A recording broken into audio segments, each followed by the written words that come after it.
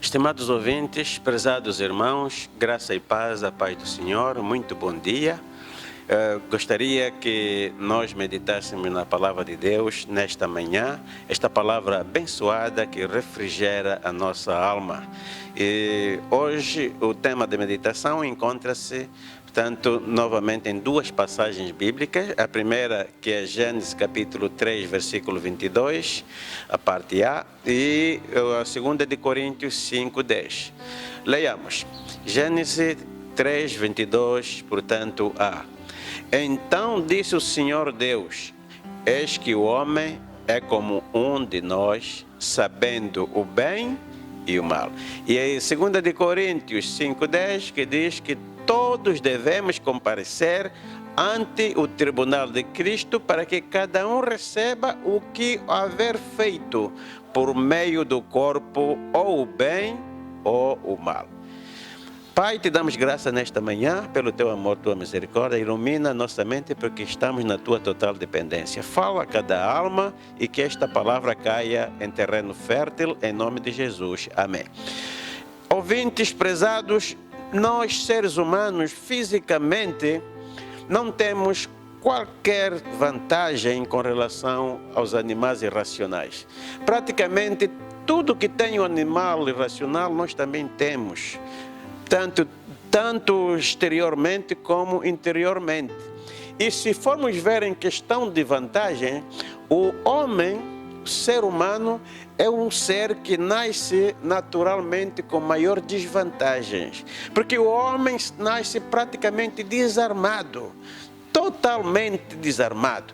Os animais nascem já com armas naturais, garras aguçadas, dentes fortes, como o caso dos carnívoros, portanto, mesmo os herbívoros, com uma grande capacidade de escapar, uma grande velocidade, portanto, mesmo já bebês, umas horas, uns minutos depois de nascer, já conseguem andar, enquanto que nós, seres humanos, nascemos e mesmo um mês, 2 meses depois, não conseguimos ainda caminhar. Só depois de quase um ano é que começamos a andar. Portanto, vemos que os animais também têm uma força colossal, como o caso do hipopótamo, o caso do elefante, o caso, portanto, dos búfalos, enquanto que nós, seres humanos, praticamente somos seres fracos. Então, fisicamente, nós estamos em desvantagem com relação aos animais. E eu posso mesmo dizer, se não fosse a graça de Deus, a provisão divina, a raça humana seria uma raça que tem tudo para ser uma raça em extinção. Não existiríamos. Glória a Deus. Então, embora os animais, portanto, tenham esta vantagem com relação ao ser humano, mas vemos que o homem supera todas essas vantagens dos animais racionais. Por quê? Qual é a reflexão que nós podemos fazer a partir dali? Porque temos um fator que nenhum deles tem. E esse fator chama-se a imagem de Deus. Quando Deus cria o homem, cria de forma diferente. Façamos o homem a nossa imagem conforme a nossa semelhança. E esta imagem divina é que atribui todas as vantagens ao homem. Faz com que o homem, embora não tenha meios de defesa naturais, como o leão, como o tigre, como a onça, mas o homem com a sua inteligência consegue fabricar armas que superam a vantagem dos animais. Embora os homens não consigam correr tanto como uma palanca, como uma cabra do mato, mas conseguem fabricar aviões, conseguem fabricar carros que superam toda a velocidade desses animais. Embora o homem não tenha uma força de um búfalo, de um rinoceronte, mas o homem consegue, com a sua inteligência, fabricar gruas que superam toda a força física de qualquer animal. Então, a imagem de Deus no homem é o fator que faz realmente a diferença. Mas se é bem verdade que a imagem de Deus confere ao homem vantagens, mas também é outra verdade que esta imagem confere ao homem também responsabilidade. Responsabilidade. Porque o homem tem a noção do bem e do mal, do certo e do errado. E os animais não. Por isso os animais não pecam, mas o homem pode pecar. Não é preciso você conhecer a Bíblia, não é preciso você ter uma Bíblia, você ter o Alcorão ou qualquer um outro livro conotado como livro sagrado. A lei moral de Deus está em nós, em cada um de nós, na nossa consciência, testificando quando fazemos bem e quando fazemos mal, quando cometemos o certo e cometemos o errado.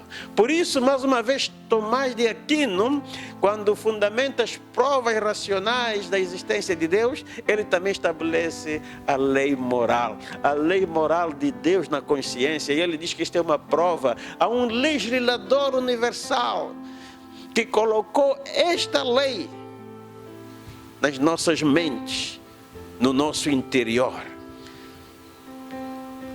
nos aprovando quando fazemos o bem e reprovando quando fazemos o mal. Por isso nós podemos enganar a toda a gente.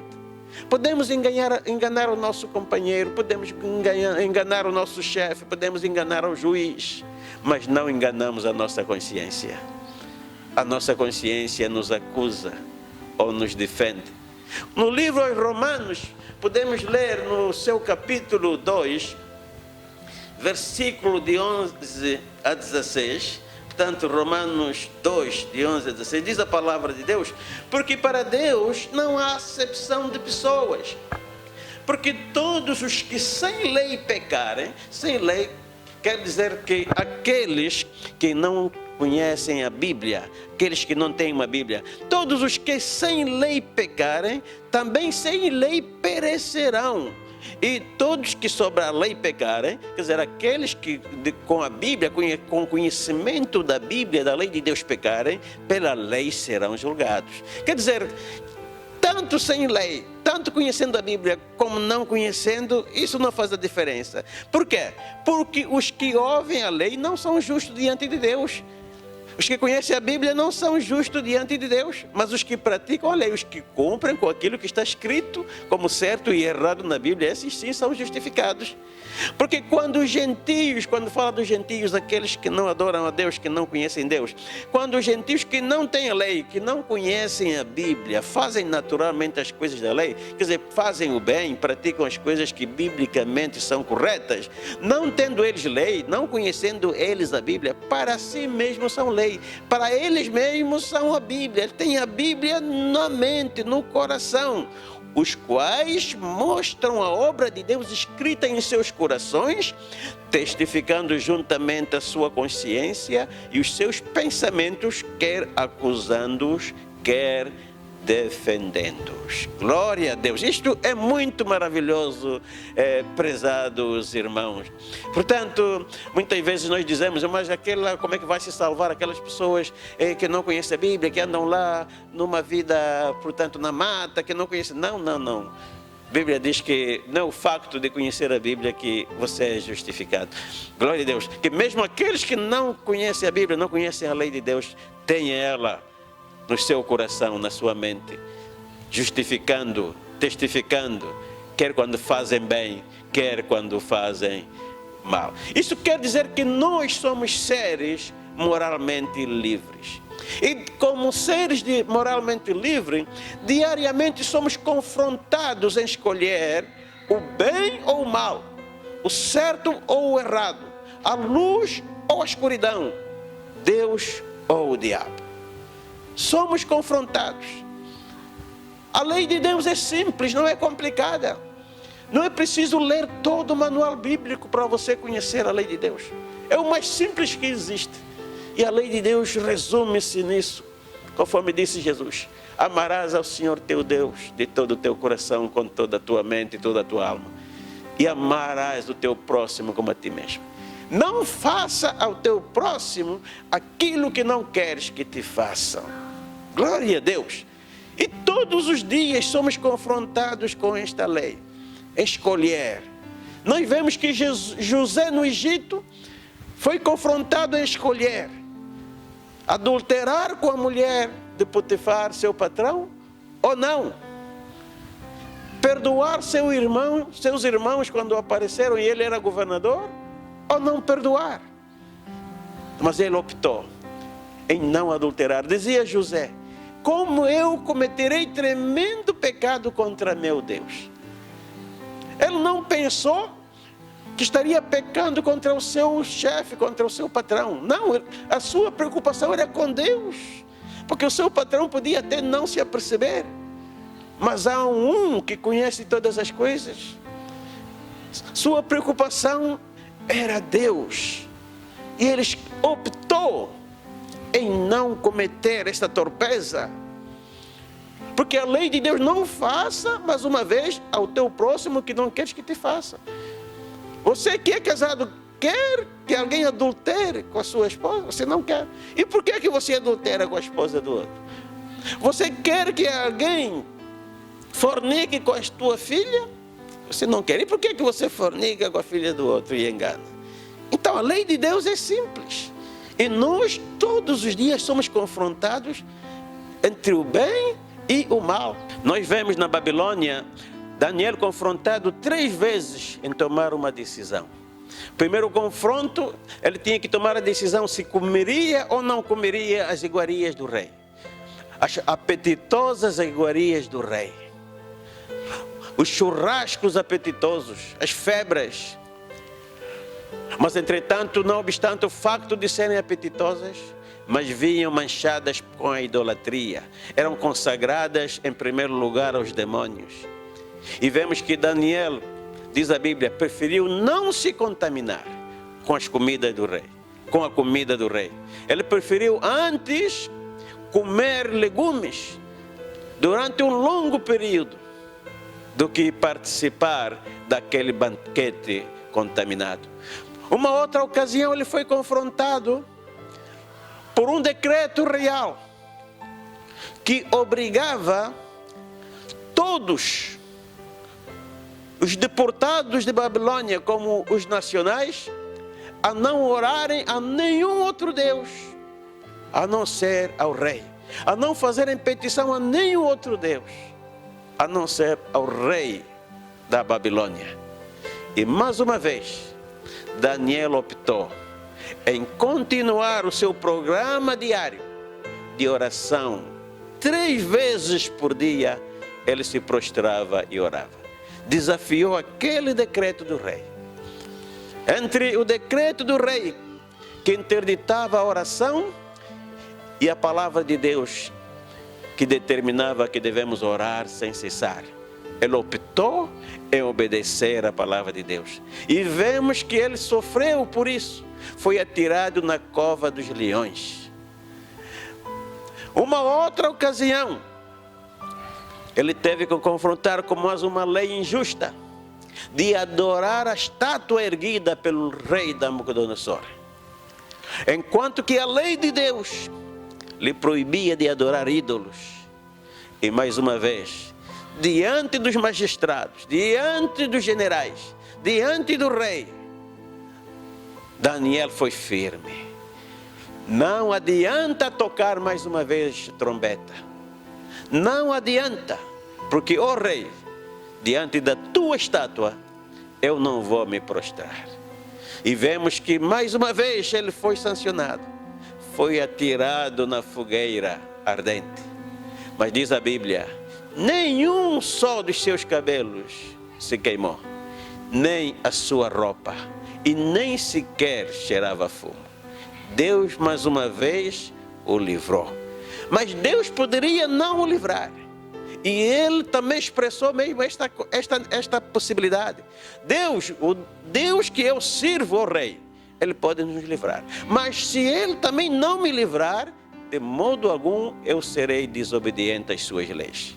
Glória a Deus, aleluia. Portanto, nós, cada dia, somos confrontados em escolher entre o certo e o errado, entre o bem e o mal, entre Deus e o diabo. A Bíblia diz que quem amar a sua vida, perdê-la. Mas quem perder a sua vida por amor a Deus, achá-la. Bem-aventurados perseguidos por causa do meu nome, disse Jesus. Alegrai-vos, alegrai-vos, jubilai-vos, porque grande é o vosso galardão. Prezados ouvintes, Deus não intervém no momento da nossa escolha, mas o diabo sim. Investe 100% para nós escolhermos aquilo que é errado, aquilo que é contra a palavra de Deus. No momento da escolha, há um grande conflito espiritual. O erro brilha, resplandece.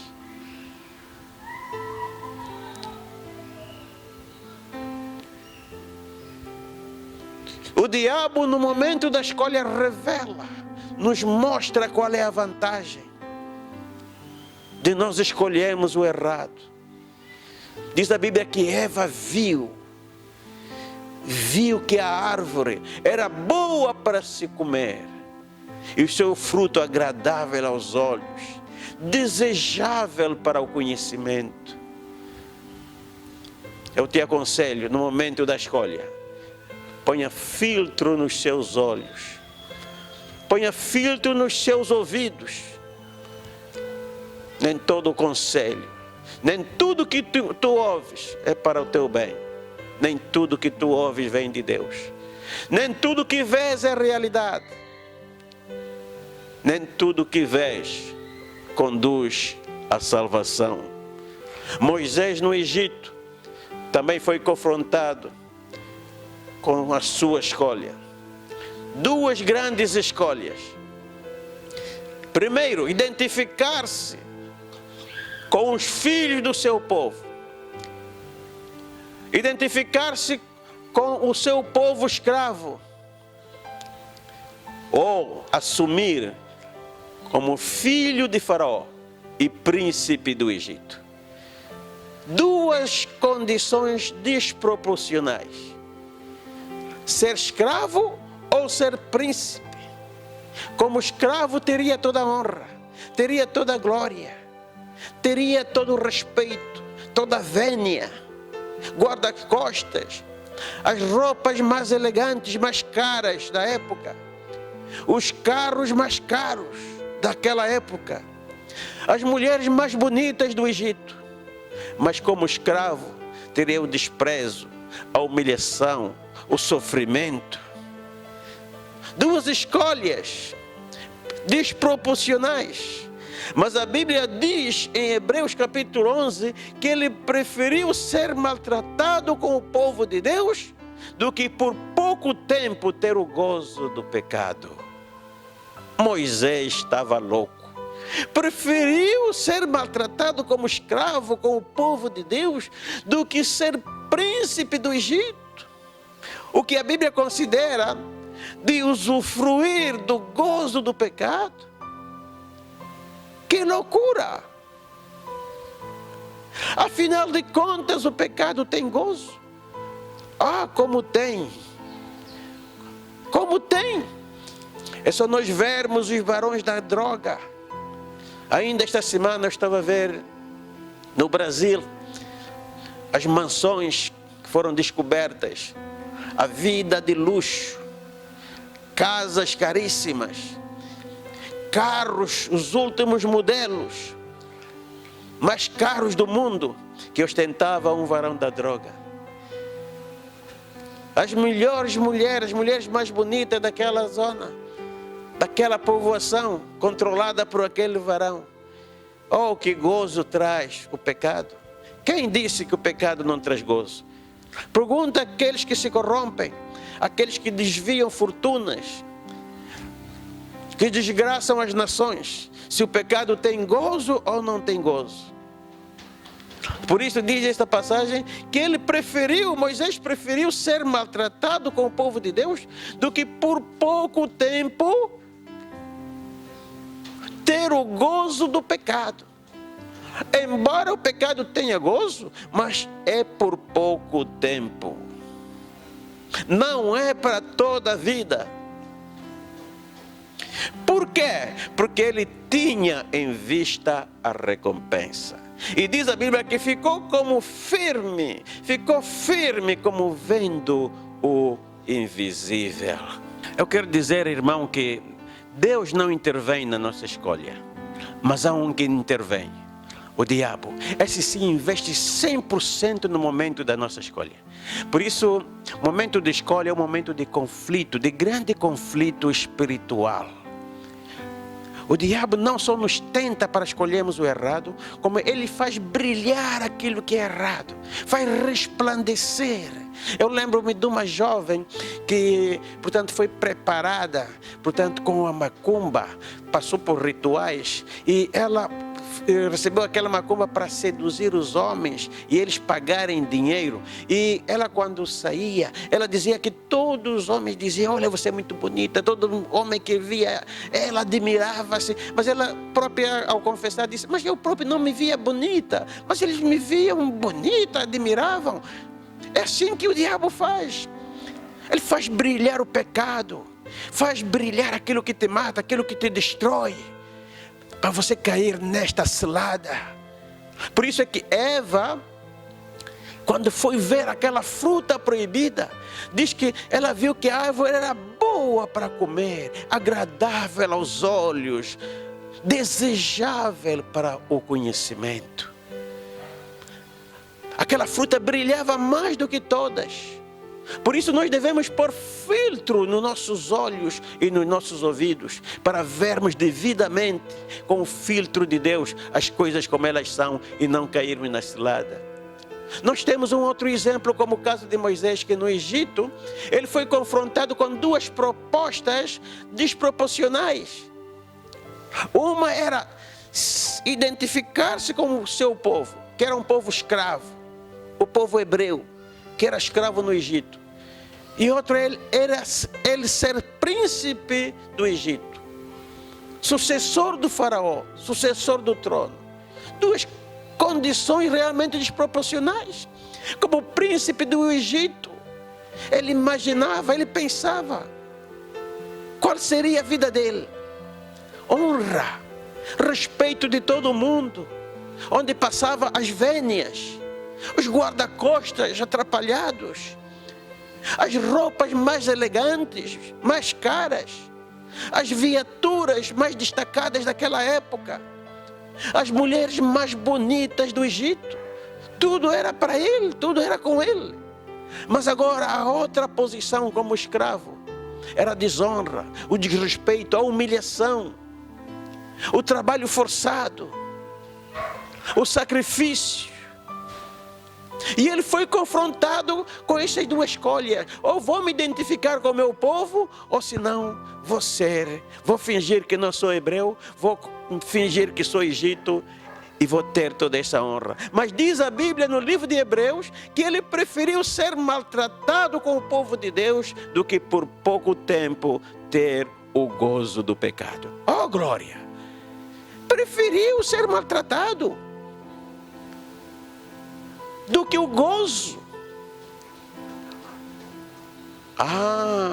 É porque ele achou, porque ele entendeu que o gozo não é para todo o tempo, é para o pouco tempo, que tem tempo de validade, e o tempo de validade é muito curto deste gozo. O pecado traz gozo? Claro que o pecado traz gozo, e mente aquele que diz que o pecado não traz gozo, sim senhora. Pergunta os barões da droga, aqueles que vivem uma vida opulenta, aqueles que vivem uma vida de luxo, mansões, carrões, porque traficam a droga, se o pecado traz gozo ou não traz. Pergunta nos corruptos, aqueles que têm dinheiro, que viajam para este país, para aquele, vão aonde quiserem, compram o que quiserem, ou tem as pessoas que quiserem a sua volta. Portanto, pergunta-lhes se o pecado traz gozo ou não traz gozo. Mas Moisés considerou que este gozo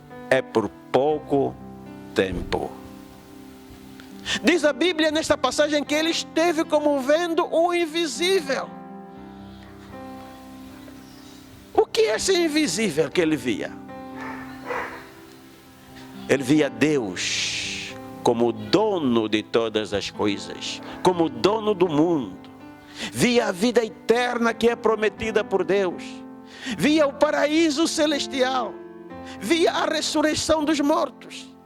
E ele pensou, não, eu não vou trocar esse gozo momentâneo, enganador, por este gozo, por esta alegria, por esta dádiva eterna, que não tem prazo que não tem prazo de validade. Glória a Deus, aleluia. Diz porque ele via a recompensa, tinha vista, portanto, na recompensa. Por isso ele ficou firme como vendo o invisível. Conclusão: se você somente vê o visível, você não vê a recompensa. Logo você não vai resistir à glória do Egito. Você não vai resistir a possibilidade de ser príncipe do Egito. Você não vai resistir à possibilidade de ser herdeiro do palácio de Faraó. Mas saiba que com a herança de Faraó, você não vai receber sua glória, vai receber também os pactos demoníacos que tem Faraó para estar naquele cargo. Você não vai resistir à beleza da mulher de Potifar, porque mulher de Potifar é mulher de rico, e mulher de rico é linda, veste bem, e você não vai resistir à beleza como José resistiu no Egito. Você não vai resistir às iguarias do rei da Babilônia, de Nabucodonosor, porque o rei lá no palácio come do melhor, do bom e do melhor, e bebe do melhor, do mais caro. E você não vai resistir, como Daniel resistiu lá no palácio e preferiu comer legumes. Porque o diabo te mostra o visível, mas te oculta as consequências. Satanás te mostra o visível. Tentou Jesus, mostrou todos os reinos da terra e a sua glória, mas ocultou as consequências de se prostrar diante dele e o adorar. Se tu te prostrar diante de mim e me adorares, eu darei tudo isso. Mostrou as vantagens. E ele até hoje mostra as vantagens, mas não mostra as consequências. E o maior confronto da fé em Deus é mesmo esta: a invisibilidade de Deus, a invisibilidade das promessas divinas. Este é o maior confronto da nossa fé, porque as coisas terrenas são visíveis, o diabo mostra e enfeita, mas as promessas de Deus são invisíveis. Glória a Deus. Jesus disse a Tomé, quando Tomé o viu ressurreito: como viste, creste, mas bem-aventurado é aquele que crê sem ver. Glória a Deus, aleluia. Por isso a Bíblia diz: não atentar para as coisas que se veem, porque as coisas que se veem são passageiras. Atentai para as coisas que não se veem, porque as que não se veem são eternas. Glória a Deus, aleluia. Moisés estava a ver: eu já tenho tantos anos de idade, quanto tempo mais vou viver? Esta glória do Egito vai me valer para quanto tempo? Não, eu prefiro renunciar e herdar a promessa eterna. Infelizmente, a maioria dos homens opta pelo errado, opta pela glória do Egito, opta pela beleza da mulher de Potifar, opta pelo caldo do rei, pelas iguarias do rei. Mas saiba de uma coisa: nós somos moralmente livres de escolher o bem, o mal, o certo e o errado, Deus ou o diabo. Infelizmente, a maioria opta pelo mal. A Bíblia diz que nos tempos de Noé, Foi tal a opção pelo mal, que a maldade do homem chegou até o coração dos homens. Aliás, até o coração de Deus. Porque cada homem só intentava o mal em seu coração, só maquinava maldade no seu coração. E hoje em dia não é diferente. Em pleno século 21, cada um só maquina o mal no seu coração. E quando não faz o mal é porque não pode. Porque o mal já está no seu coração. Estamos a ver hoje, em pleno século 21, coisas terríveis da idade da pedra. Pessoas sendo queimadas vivas. Mesmo no nosso país. Porque roubou. Porque é gatuno. Pegam e queimam vivo. Mas se Jesus estivesse em carne, ia nos fazer o mesmo que fez com a mulher adúltera. Todos esses que querem queimar vivo, chamava-lhes. Iam ter com Jesus. Jesus, ele roubou. É gatuno. E a lei diz. E Jesus estava escrevendo no solo. A lei diz que as adúlteras devem morrer apedrejadas. E você o que é que diz? Vamos ver se você também cumpre com a lei ou você também é violador da lei. Jesus não citou nenhuma passagem bíblica. Jesus apelou à Bíblia que está na consciência de cada um. Aquele que está sem pecado, atire a primeira pedra. E cada um começou a ser julgado pela sua própria consciência. Outro pensou, não, se fosse naqueles que querem queimar o gatuno, eu dizia, não, epa, aquilo que eu comprei também eu roubei lá na empresa. Ou também, epa, é verdade. Aquilo que eu comprei, epa, eu também corrompi no sítio tal. E quando Jesus levantou a cabeça, nenhum dos acusadores estava ali. Somente a mulher. E Jesus disse, olha, nenhum dos teus acusadores te condenou. Eu tampouco te condeno, vá e não peque mais.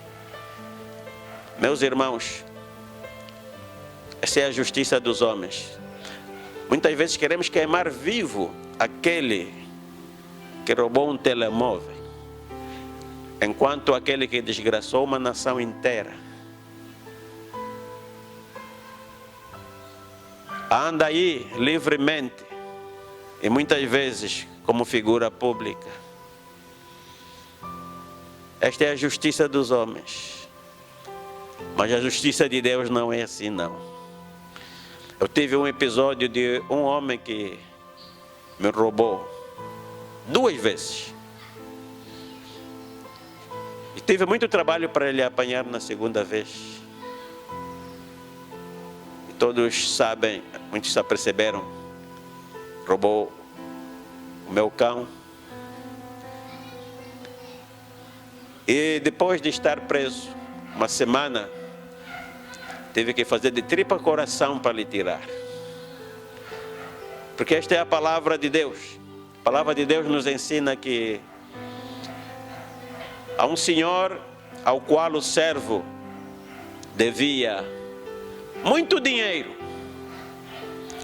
E esse servo foi ter com esse senhor e disse, perdoa-me, não tenho com que te pagar. E o senhor lhe perdoou. Mas havia um seu conservo que lhe devia pouco. E ele foi cobrar e aquele conservo disse, eu não tenho, perdoa-me. Ele disse, de modo algum. Maltratou-lhe, pôs-lhe na cadeia. E as pessoas foram queixar ao Senhor. E o Senhor ficou irado e disse, olha, eu te perdoei uma grande dívida. E você também não podia perdoar aquele que te deve. Agora, para que saibas, o perdão que eu te dei, eu retiro. Vais pagar até o último centavo. E diz a Bíblia que assim o Senhor fará aqueles que não perdoarem o seu próximo. Portanto, eu quero dizer, prezados irmãos, diz a passagem que todos irão comparecer diante do tribunal de Cristo. Não vale a pena buscar advogados na terra para defenderem as nossas mentiras, para justificarem as nossas injustiças, porque não há maior advogado para a nossa defesa do que a consciência limpa. Tua consciência limpa é a tua maior defesa. Não há maior advogado que o advogado supremo do universo não cobra. Não vale a pena gastar fortunas com advogados para defenderem a tua mentira, porque o advogado supremo não cobra nem um centavo. Chama-se somente Jesus de Nazaré. Ele já pagou tudo. E ele somente pede que você se arrependa e se converte. Não vale a pena, não adianta corromper juízes da terra para emitirem decretos e sentenças injustas, para te absorverem quando és culpado e culparem o inocente. Porque o grande juiz celestial, quando decreta, ninguém anula. Quando determina, ninguém absorve.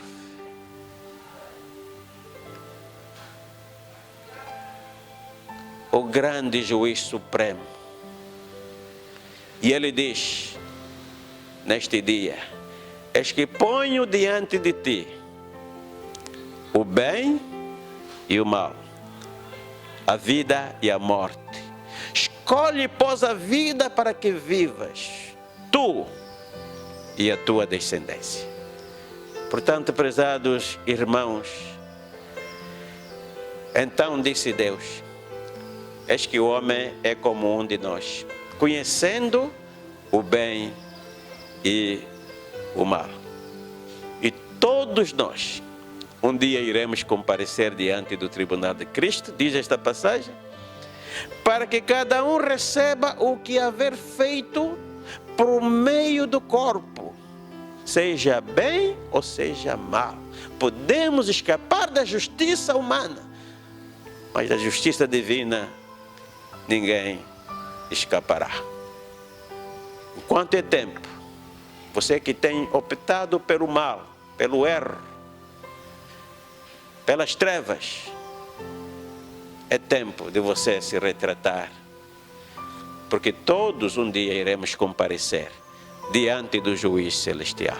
E oxalá, quando chegar aquele dia, você tenha as suas penas absorvidas e você entre de vestes brancas e transparentes, lavadas pelo único e supremo advogado, Jesus de Nazaré, que com seu sangue lavou e purificou todas as nossas transgressões.